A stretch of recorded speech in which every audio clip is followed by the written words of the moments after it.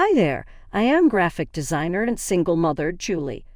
Remember to like and subscribe for more before I start telling my tale. Let's now get right on. The kitchen was brilliant in warm, golden light on this sunny morning. It seemed like the ideal celebration day, my daughter Joyce's 8th birthday.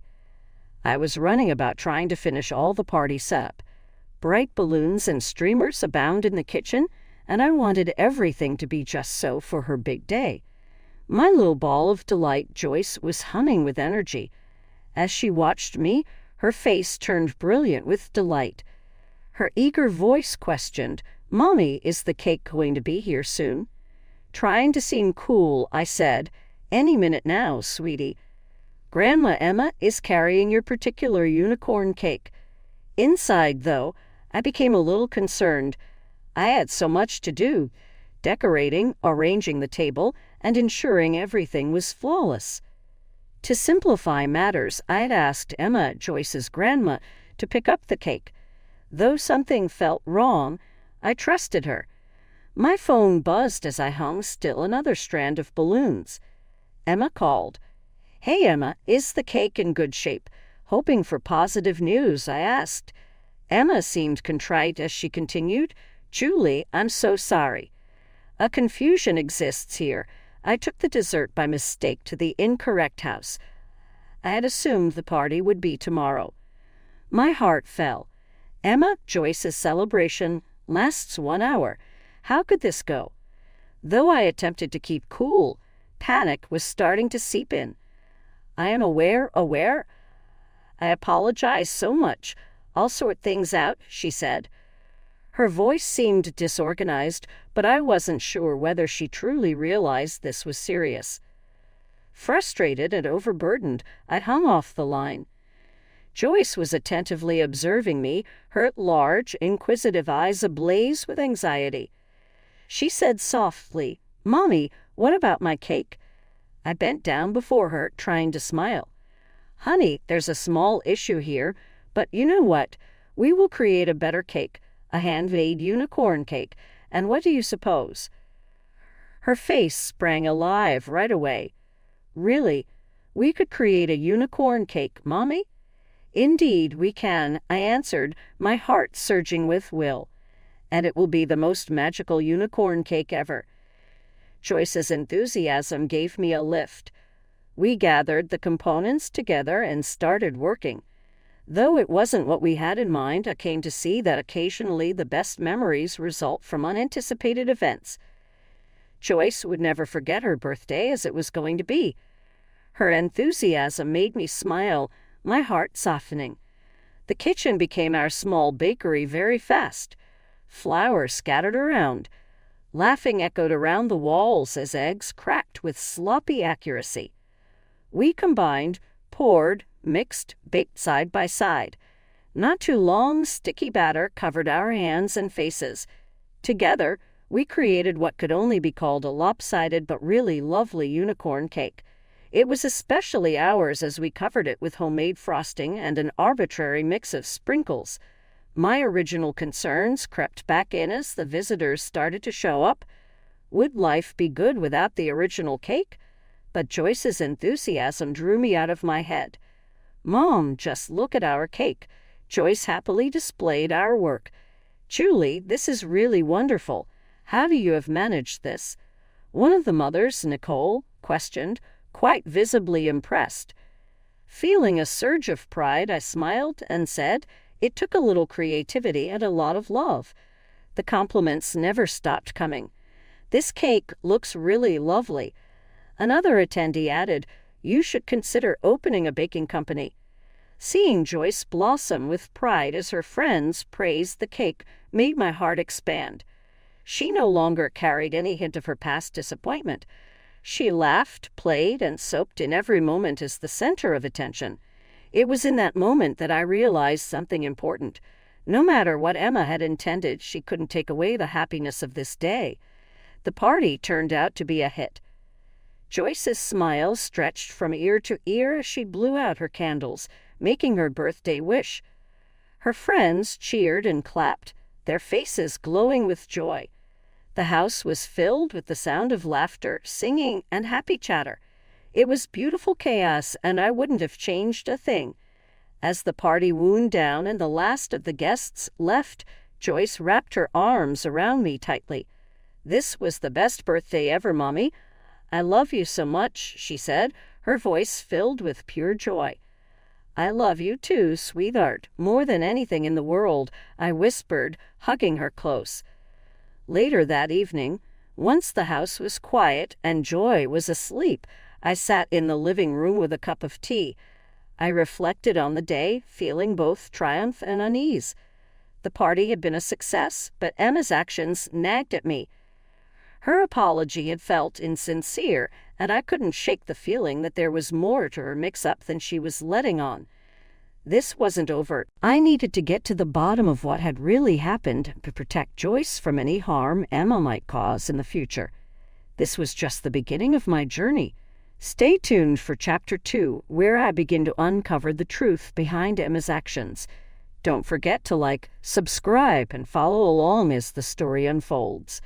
I started by casually bringing up the cake incident with Joyce and Shirley during one of our chats. I mentioned it in passing, hoping to learn more. "Oh, Emma was so proud of getting that cake for Janet," Shirley said with a cheerful tone. "She's been planning it for weeks." My heart sank. Her words hit me like a brick. This wasn't a simple mistake. It was deliberate. Emma hadn't mixed up the dates. She had intentionally chosen to prioritize Janet over Joyce. I felt a wave of anger and sadness, but I knew I couldn't let my emotions take over. I needed to approach this carefully. Over the next few days, I started paying close attention to Emma's behavior around Joyce and Janet. The difference was clear and undeniable. Emma doted on Janet, showering her with affection and attention. Meanwhile, Joyce received far less, almost like she was an afterthought. It hurt to watch. One evening, as I was tucking Joyce into bed, she asked me a question that broke my heart. "Mommy, why doesn't Grandma like playing with me as much?"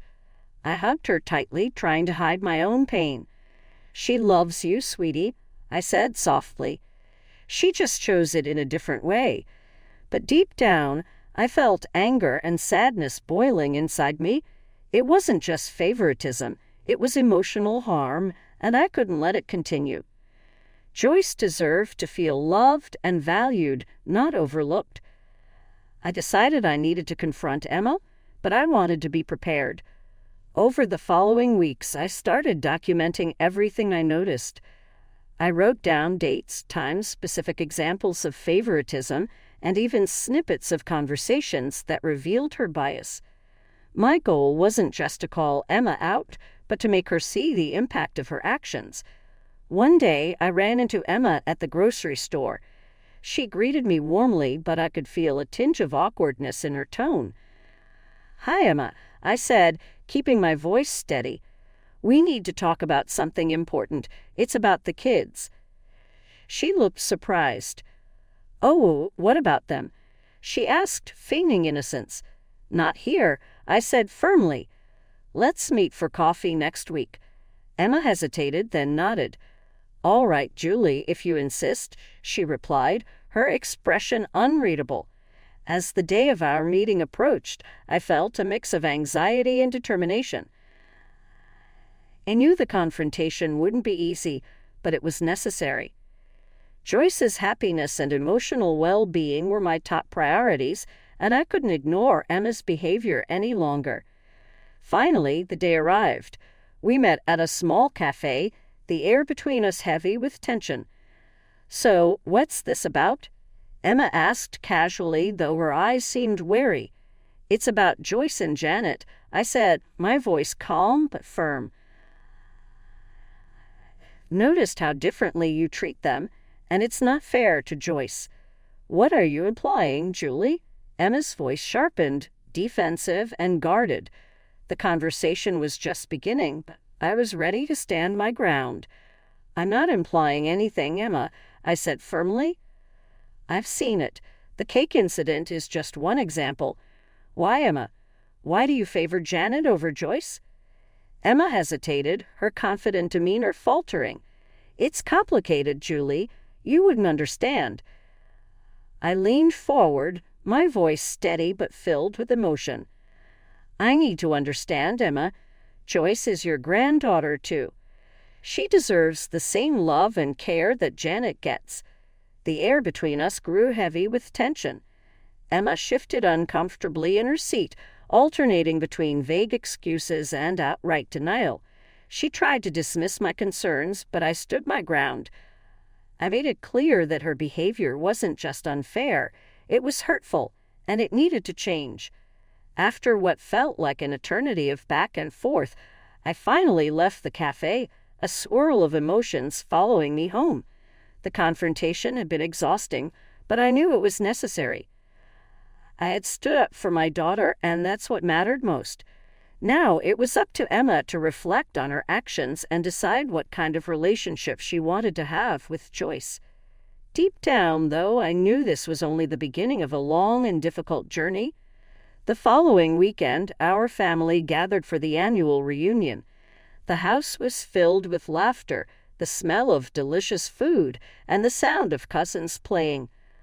On the surface, it was a happy, festive occasion, but inside I was a bundle of nerves. I knew this was another chance to address the situation, but I wasn't sure how it would go. As I moved through the crowd, making small talk with relatives, my eyes kept drifting toward Emma. She was chatting and laughing, her carefree demeanor almost infuriating. It strengthened my resolve. I couldn't let this continue. Finally, I saw my chance. Emma was alone, refilling her drink in the kitchen. I took a deep breath and approached her. "Emma, can we talk in private?" I asked. She looked surprised but nodded, following me to a quieter corner of the room. "I need to talk to you about Joyce and Janet," I began. "I've noticed, and not just noticed, I've seen how differently you treat them. It's not fair, Emma." Emma's face hardened. "You're imagining things, Julie. This is ridiculous." "I'm not imagining anything," I replied, my voice steady.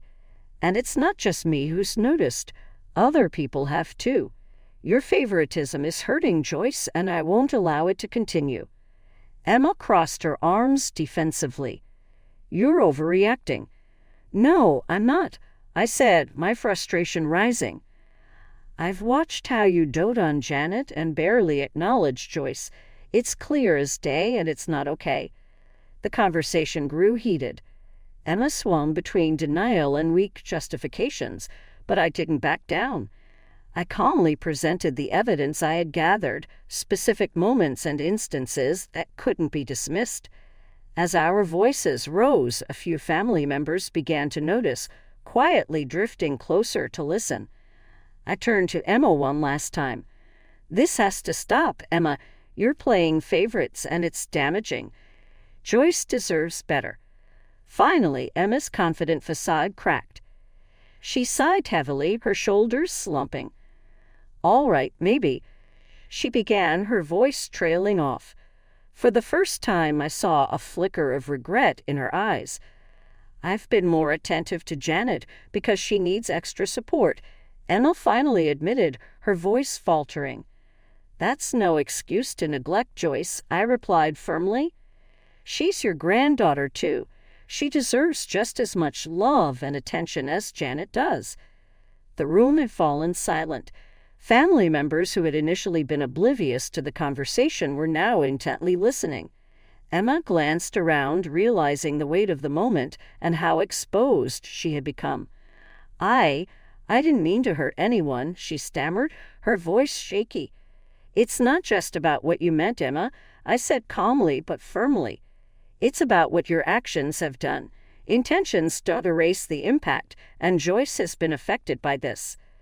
Emma tried to apologize, offering weak excuses and vague justifications, but the damage was already done.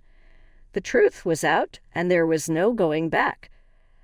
As the conversation ended, the room buzzed with whispers and surprised expressions. It was clear that the family saw Emma differently now. In the days that followed, the family dynamic shifted. Emma, once seen as a charming and influential matriarch, found herself more isolated. Her usual charisma couldn't cover up what had been revealed. Family members were polite but distant, treating her with a new wariness. On the other hand, I noticed a change in how they treated me. There was a newfound respect and acknowledgement of the courage it took to stand up for Joyce. Joyce, blissfully unaware of the deeper details, seemed happier and more at ease. She laughed more freely, played more confidently, and radiated joy in ways I hadn't seen in a long time. That was all that truly mattered to me. The confrontation had been hard, but it opened the family's eyes to Emma's behavior and its consequences. It was a turning point, a moment that I hoped would lead to a healthier and more honest family dynamic in the future. As life moved forward, significant changes came into my own life. My career as a graphic designer flourished with newfound creativity and confidence. My work began to attract more attention. Clients were thrilled with my designs, leading to referrals and exciting new opportunities. The recognition was rewarding, but the most important change was the happiness Joyce and I found in our daily lives. Our bond grew even stronger, and our home was filled with laughter and love. One evening, Joyce sat scrolling through my social media feed, her eyes wide with excitement. "Mom, you're the coolest. Look at all these people loving your designs," she exclaimed. I smiled, my heart swelling with pride. "We make a great team, don't we, sweetie? Together we can do anything."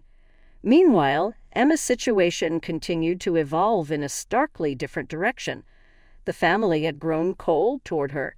Invitations to events were politely declined, and her attempts to organize gatherings went largely ignored. Her calls and messages often went unanswered, and her influence within the family had all but vanished. At a family barbecue, Emma stood off to the side, her usual confident presence replaced by quiet isolation. It was clear that the family had changed, and so had I. Joyce and I were building a life filled with love, positivity, and hope, leaving behind the shadows of favoritism and pain. I saw firsthand how Emma's position in the family had changed. She tried to join conversations and activities at gatherings, but her efforts were met with polite nods and quick excuses to leave. The days when people laughed at her jokes or sought her advice were gone. Now family members exchanged uneasy glances when she was around and found reasons to drift away. Did you see how Aunt Emma was practically ignored when she tried to join the card game?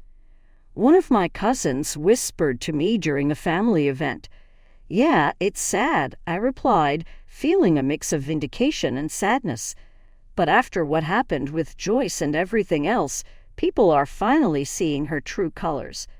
The shift in how the family treated me was just as noticeable. I was no longer just Emma's daughter-in-law. I was now seen as a strong, independent woman who stood up for her child.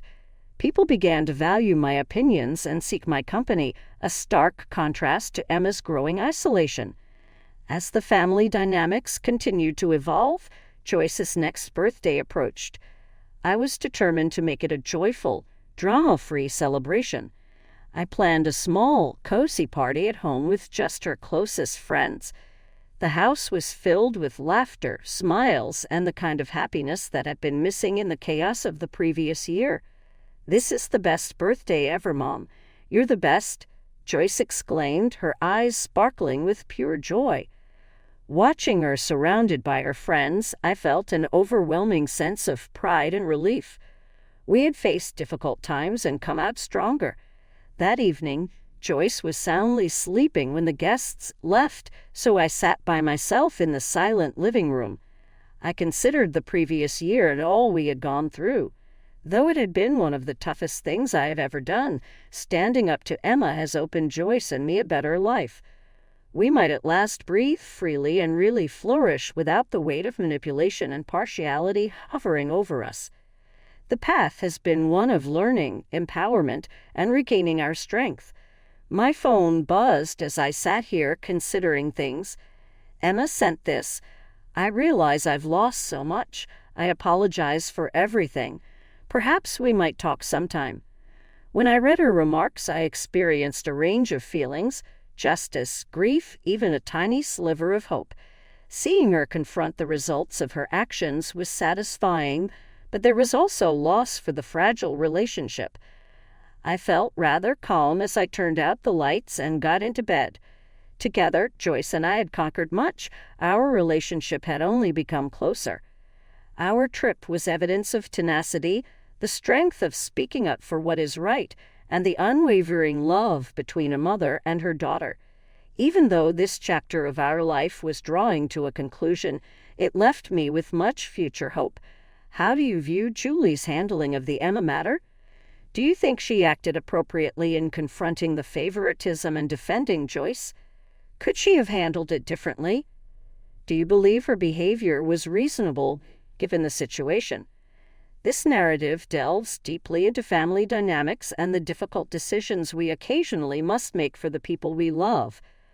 Although facing these problems cannot always be simple, standing up for what is right can lead to actual transformation. Reading your remarks here would be great. In a like circumstance, how would you have managed it? Let's begin a discussion. Should you have fun reading the narrative and the road we have traveled, kindly click the like button and register for the channel. Your contribution is deeply valued and enables us to keep sharing tales like this one. We appreciate you viewing and accompanying our trip today. Remember, you are never alone in negotiating life's difficulties. Stay tuned for more moving tales.